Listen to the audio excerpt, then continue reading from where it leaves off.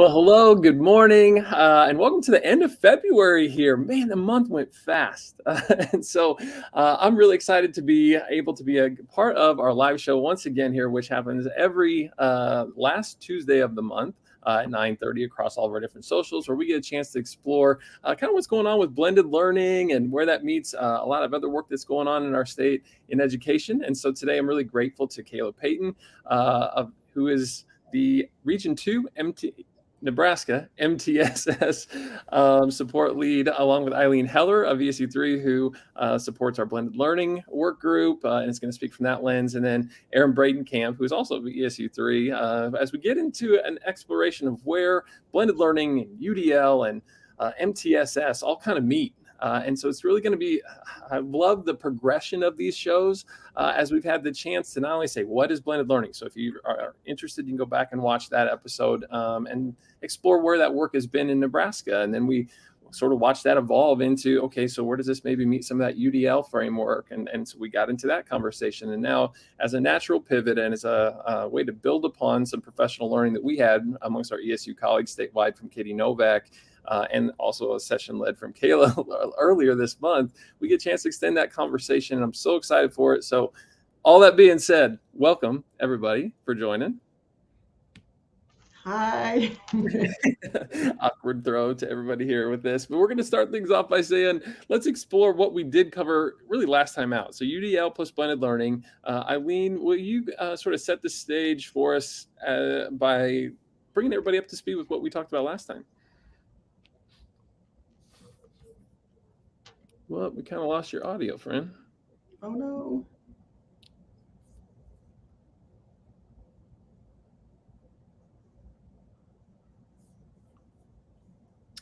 Well, maybe as we're working through that, I don't know if Aaron or Kayla would want to maybe get that started while Eileen figures out the audio piece.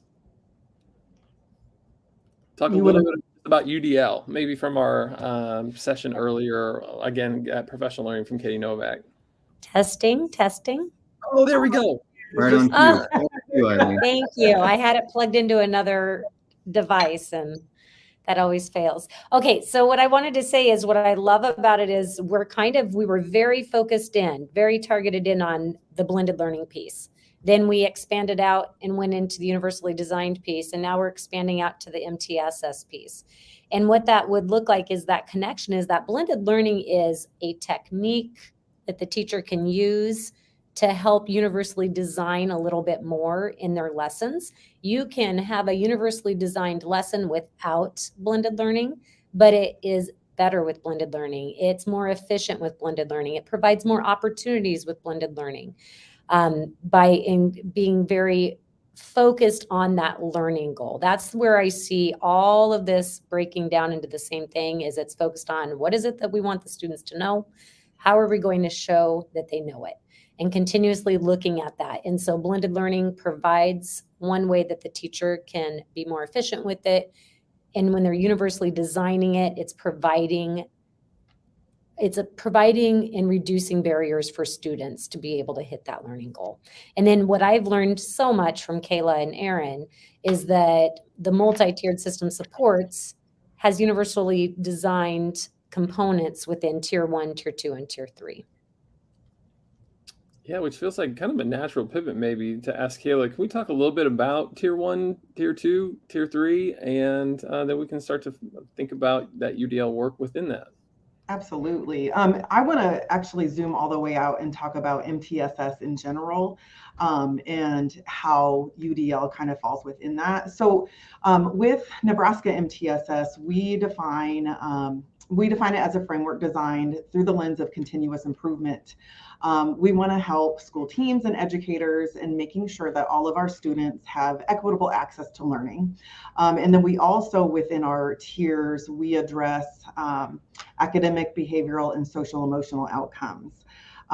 So MTSS, just in a gist, is how we as adults organize the support that we give to students. When we do our MTSS training, we take teams and leaders through a process of developing shared leadership, database decision making, and problem solving. And so then we address student needs through that layered continuum of supports. And that aids in helping us determine what we do for all students, for some students, and for a few students. And like Eileen said, we can infuse UDL in all of those tiers.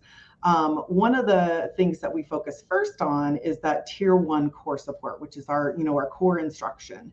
And we use effective instruction, which is UDL or blended learning, and high quality instructional materials. And we believe that with all of those things, most of our students will be successful. Beyond that, once we establish those tier 1 core practices, then we can identify those kids who need that extra or additional support. And then within our tier 2, and actually I want to throw it over to Aaron, because Aaron does a better job of discussing what tier 2 is and what tier 3 is. I like his version much better than what I would say. Aaron, can you go ahead? Yeah. I always kind of approach tier 2 with the concept that we're going to give a second scoop, a second learning opportunity to our students. And what that really means is that we want to make sure that we're still tied to the curriculum. So I come from a secondary background, so I always kind of have a secondary lens. So meaning it's if you had large group instruction during tier 1 time, tier 2 is really just a small group, another opportunity with the teacher to engage with the instruction. At that point, we're not looking at any kind of skill deficit. We're just looking at an additional learning opportunity. So that's where we often kind of promote what I call tier 1 plus, which is how do we take that tier 2 mindset and embed it into our classroom instruction? How do we find time and opportunities for some small group instruction for students who might just need an additional exposure? And then by the time we hit tier 3, that's where we're really going to start talking about some learning gaps, some skill deficits that might not be tied to the curriculum, but needed to be able to access the curriculum. So at that point, the kind of largest hurdle is that we need to have some kind of diagnostic to identify exactly what our students are lacking. And then also make sure that whatever we're doing is targeted directly at those learning gaps. So that is certainly an opportunity where we can see that blended learning really become impactful, because often when we deal with schools, capacity is kind of the #1 hurdle when it comes to that tier 3 intervention. And so, the use of technology certainly is going to help alleviate some of that capacity issues that we often hear schools having.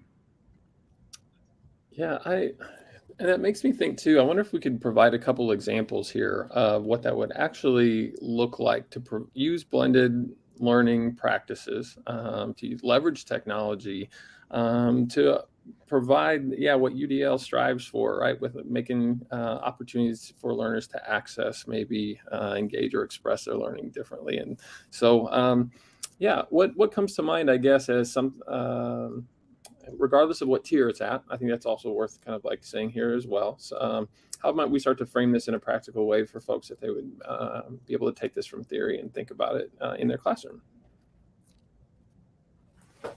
Eileen, you want to start? Yeah, I'd be happy to share one recent one that I saw out in a school district. It was a 5th grade teacher in this instance. This was tier 1. It was the whole approach for everybody. It was around the story that they had been reading in their ELA adopted curriculum, their weekly story that they read. And the learning goal was trying to identify the theme of the story, along with evidence of how that theme was expressed in the story and how they knew that theme was in there. So that was the learning goal. And the way that he decided to provide this he probably didn't label this as a universally designed approach, but when I was looking at it, I was like, he's blending the learning and doing some universal design leveled approaches to it. And then he could continue refining that a little bit. But what he had was a 4-square kind of graphic organizer style thing that he wanted his students to complete. But the piece that he added in there that made it a little bit more accessible for everybody is he happened to not just run off sheets of paper to do that. He put that in an individual Google slide for each student, popped it into Google Classroom, sent it out each student to have a copy, partnered the students with another person in case they needed a learning partner towards that.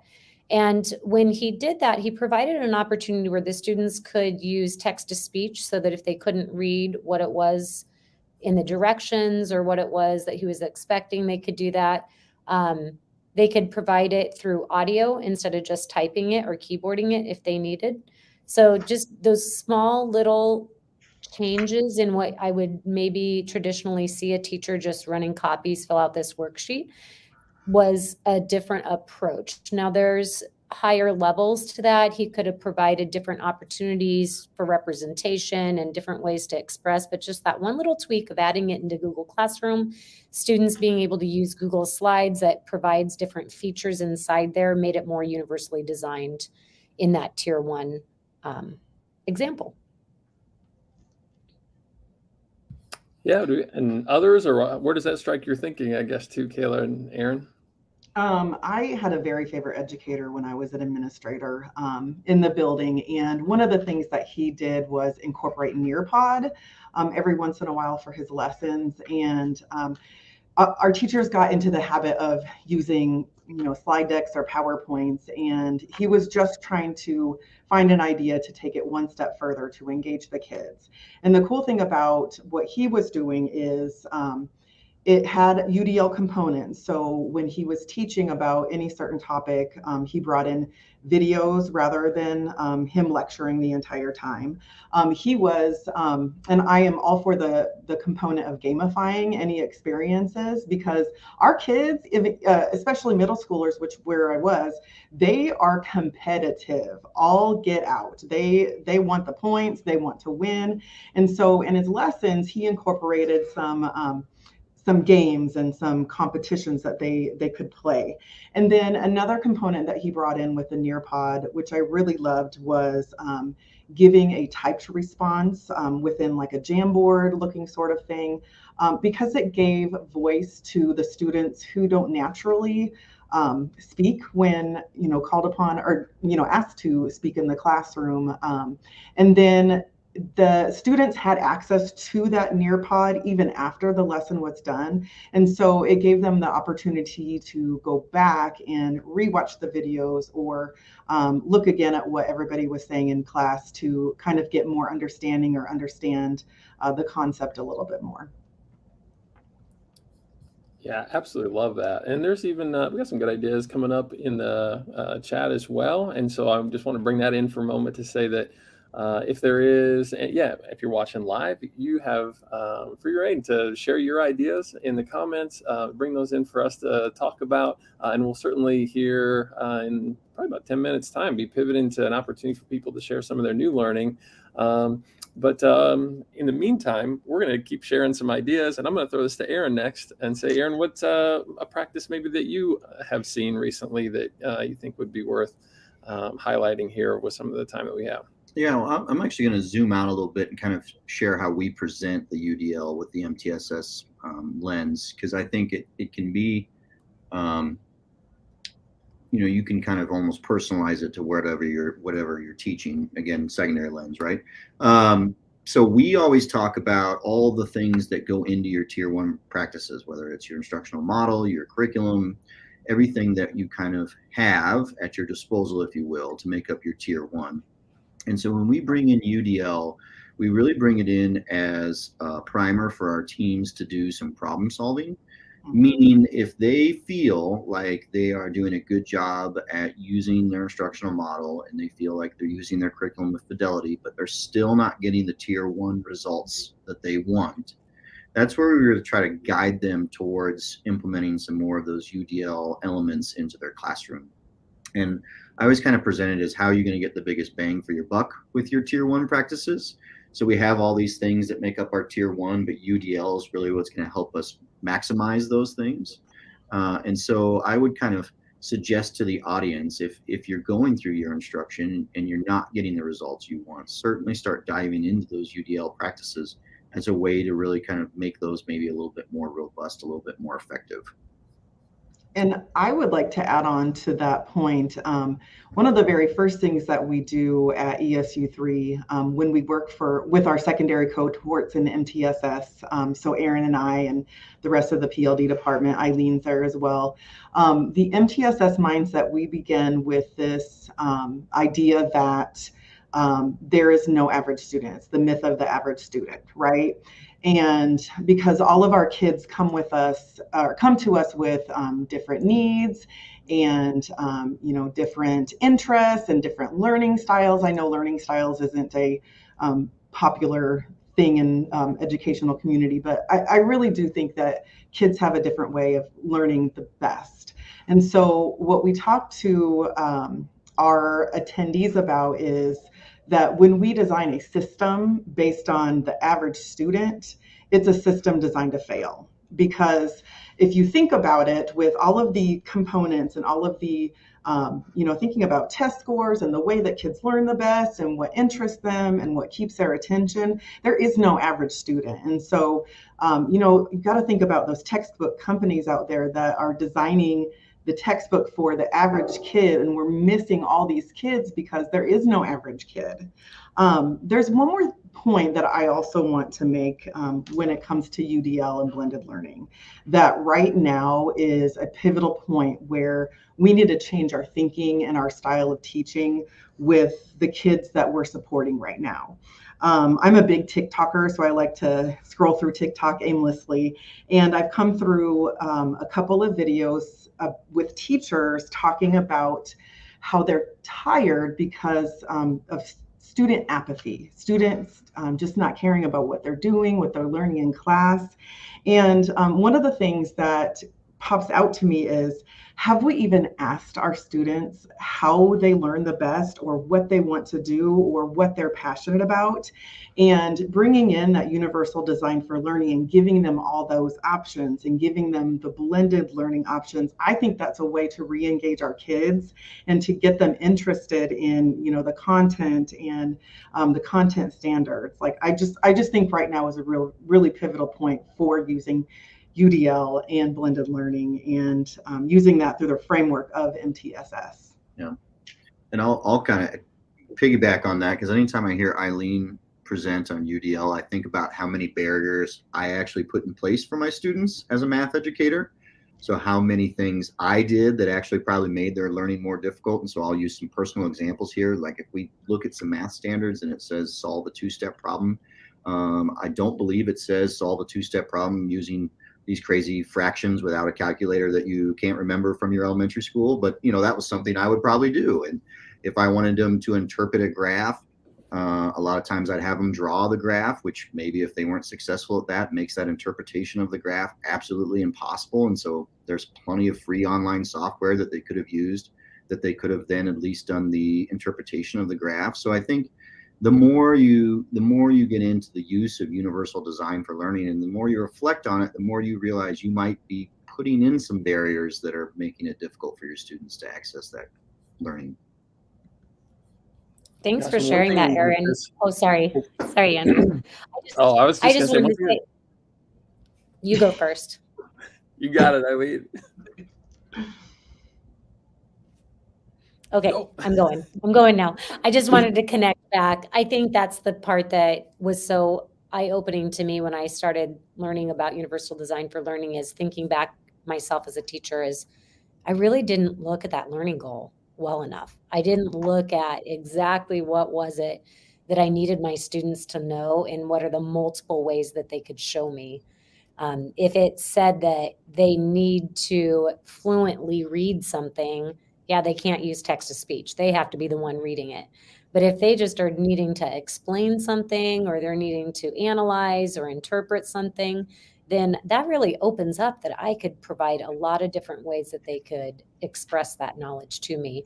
And I think back when I was first teaching, I was making it way harder for them than it needed to be. And I think I grew up with teachers making it way harder than it really needed to be. Mm-hmm. Yeah, and that was perfect, because the thing I was going to say, I think, plays off of that comment exceptionally well too, and that And I think it's important that we consider trying to design opportunities for learners to tinker with different approaches so that they can tease out which of those. So there's a scaffolding piece of this, I guess, is really what I'd like to underscore.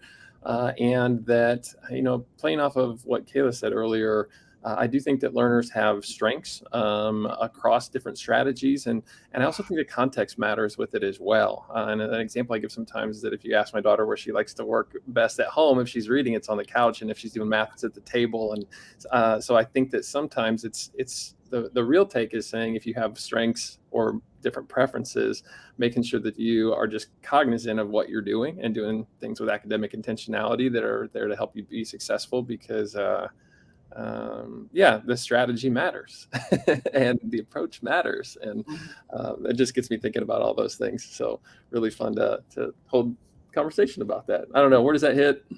Yeah, I think often, as adults, it's important for us to realize when we are exposed to UDL, and this thing right here has got a ton of UDL for me, right? It tells me it meets me in the middle all the time with different learning targets, whether it's my grocery list or whether it's my how to tip at a restaurant. And so I think a lot of times if you just kind of reflect upon where you get opportunities within the UDL framework, if you will, I think it sometimes alleviates some of that concern that educators get that by using UDL, I might be being less rigorous, which we know is not true, but there's can be that mindset. And so I think reflecting upon your own experience is important. And sorry, go ahead, Kayla. One of the things, it's just real simple. The things that you hit on earlier is, Andrew, you said something about, you were asking your daughter questions about where does she learn best? Where does she read best? And the thing about UDL and MTSS, and not sure about blended learning, the thing that we have to remember is we are trying to raise and promote these wonderful, productive human beings. But part of that is being able to voice how they do things the best, giving them that agency and giving them that productive freedom to say, hey, this is not working for me. This is what would work better. And having that productive conversation with an adult, because, when they go out into the world, they're going to have those conversations with their superiors anyways, or their coworkers anyways. So let's teach them right now to voice, this is how I work the best. And how can we kind of mold that into what instruction is going to look like? And I think that connects really well, Kayla. When you're talking about that, it goes with what Andrew was talking about, the scaffolding and really giving them time to reflect. Katie Novak, who presented for us recently with Universal Design for Learning and Blended Learning, has this process that she talks about: choose, do, review. And choice is a big part of universally designing a lesson. But when the important key thing is that the choices you give them have to align still to the learning goal, and they choose, they do it. And then her big piece is then you review, and that review is that reflection on the choice that I made. Was it the best choice for me? So is sitting at the table the best choice for your daughter when she's doing math? Or does it make more sense for her to be in her bedroom listening to music or on the couch watching TV? Which of those choices really keeps you focused on your math lesson? And so having that time to scaffold it in, because universally designed for learning, all major goal is creating expert learners who know themselves the best. And that scaffolding is an important part of it. I want to take this opportunity to kind of zoom out with MTSS, because what we're talking about is best practices for students, right? And one of the components of MTSS is infrastructure and shared leadership. So the infrastructure piece of making sure that there is time in the schedule for our teachers to meet in PLC and actually talk about all of these things that we're discussing today in order to effectively problem solve and share what we're doing effectively in the classroom, or receive professional development based on UDL or blended learning. So I realize right now in education, the time is hard to find, but that is all a part of that shared leadership piece within MTSS, is being creative and crafty when it comes to finding those periods of time where you can get together with staff who are doing things well. And who need that coaching or who need the extra support.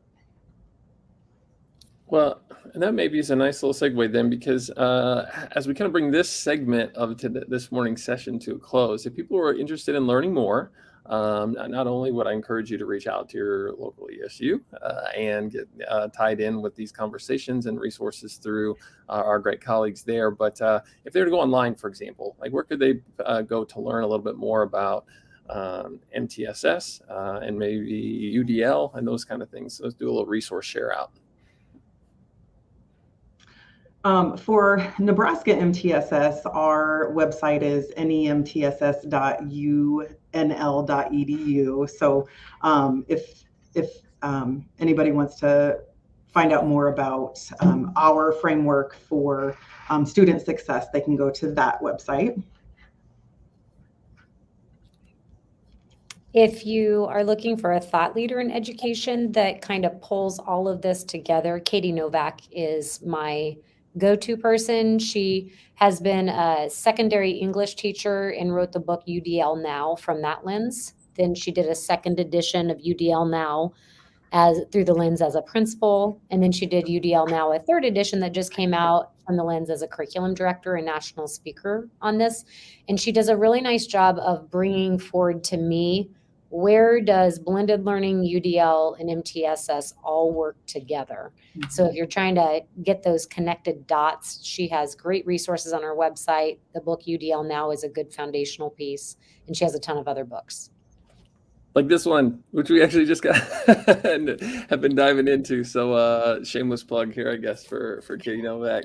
And what I might do at this point, we'll get Aaron's suggestion maybe to kick off the next segment, to give us a little bit of space and time, as we like to do each and every episode, for others to join in and share some of your new learning, whether that's pertaining to MTSS, UDL, blended learning, or just something cool that you've come across. We like to conclude these episodes with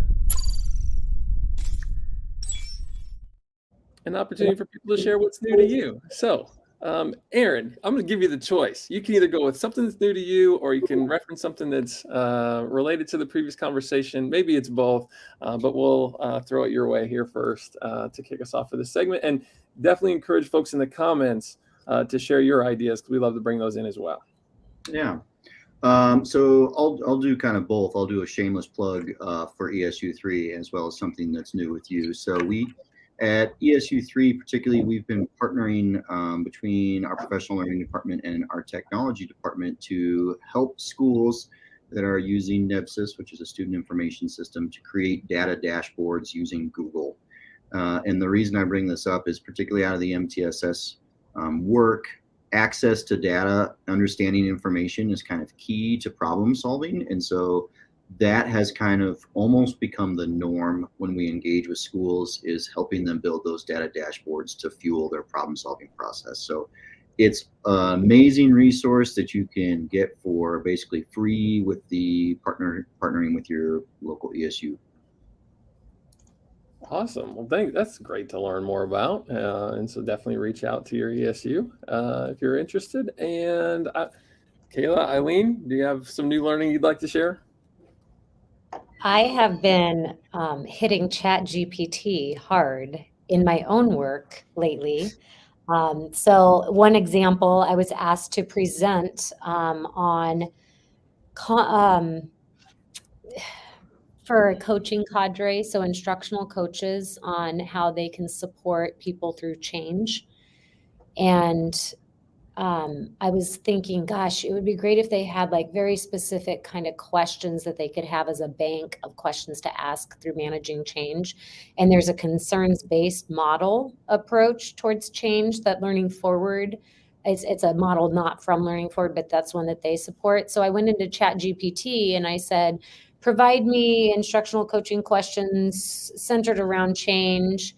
And it did. And I said, now do it aligned to the different levels of the concerns-based model. And it gave me this great question bank that I'm going to bring forward in my breakout session to them. So it's just a great way to synthesize all this stuff that I would have normally gone to Google and then tried to synthesize and pull out. And within like 5 seconds, it's like pushing it right at me, and then I can use it, modify it. And so, yeah, ChatGPT has been one of my new favorites that I've started to support some of my work in.